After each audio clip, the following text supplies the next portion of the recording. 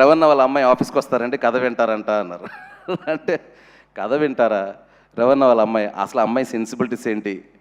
పైగా ఏంటంటే అంటే ఒక మోడర్న్ అప్రోచ్ ఉన్న థాట్లో ఉంటారు వాళ్ళు. ఏంటి పరిస్థితి అంటే ఆఫీస్కి వచ్చి ఎదురుగా కూర్చొని, సార్ శివ సార్ కథ నాకు వినాలని ఉంది సార్, చాలా ఎక్కువగా చెప్తున్నారు కథ గురించి, మా డాడీ కానీ శ్రీను కానీ చాలా బాగా చెప్పారు, వినాలని ఉందంటే స్టార్ట్ చేశానండి. స్టార్ట్ చేస్తుంటే నేను కొంచెం ఇలా పక్క తిరిగి ఇలా షార్ట్లు ఇలా చెప్తున్నాను, సౌండ్ వినిపిస్తుంది.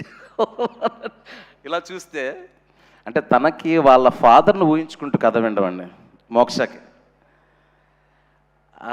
ఎక్కడ సెకండ్ హాఫ్లో ఒక పాయింట్కి వచ్చేటప్పుడు అంటే మనకు వేరండి, మనం ఒక కథను ఊహించుకుంటాం, తనకు ఫాదర్ను ఊహించుకుంటూ తనను ఊహించుకుంటూ కథ విని చోక్ అయిపోయి ఒక పాయింట్కి చేతులు పట్టుకొని, సార్ స్టాప్ ఇట్ సార్ అంది.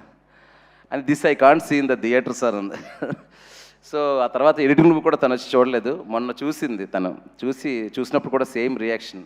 అండ్ ఫోర్త్ వన్, దాని తర్వాత నేను ఎందుకు చెప్తున్నానంటే ఆ తర్వాత మా technicians Praveen Pudi, Vishnu Sharma, Sai Suresh, what ever main technicians, వీళ్ళందరూ కథ విన్నప్పుడు మమ్మల్ని అందరినీ కలిపింది ఏంటో తెలుసా సార్?